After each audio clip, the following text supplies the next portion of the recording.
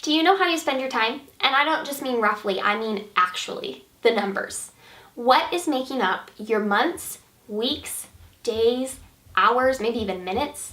Are you tracking these things or just letting them happen naturally and seeing how they unfold? Are you taking time to reflect on these things? I am here to convince you that you need to start a practice today that I call time logging. This is a simple way of just jotting down how you spend each hour of the day. It gives you the opportunity to then reflect and make sure, one, that the way you're spending your time in your business is profitable, two, that the way you're spending your time in your life is in line with the priorities you've set up in your heart. My recommendation is to do this for a few weeks, not just one day. One day or even 1 week can be a really big misinterpretation of what your average looks like, and we're really looking for average. At the end of every week or every month, look back over it and say, how long did I spend on emails? How long did I get of sleep every night? How many times did I make it to the gym? How many hours did I spend working total? I know for me, the first year I started doing this, I tracked it for about 3 weeks thinking like, man, I'm working 60 hours a week. Look at me, entrepreneur, getting it done. And when I reviewed it, I realized I was actually breaking up my workday a lot, so it felt like I was working all the time, but I really was working like 25 or 30 hours a week. Not exactly what I was expecting. By analyzing it and seeing it, I was able to restructure my days, move some things around, and increase the focused work time that I had, and then truly enjoy the time I had off.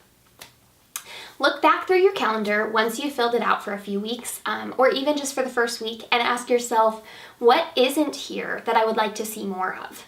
What is here that needs to take a step back? You know, maybe you want more time with your husband or more sleep, and you want less social media or less time managing your inbox. How do these things align with the goals I'm trying to set? Am I committing adequate amount of times to the things I'm trying to learn or achieve or grow in?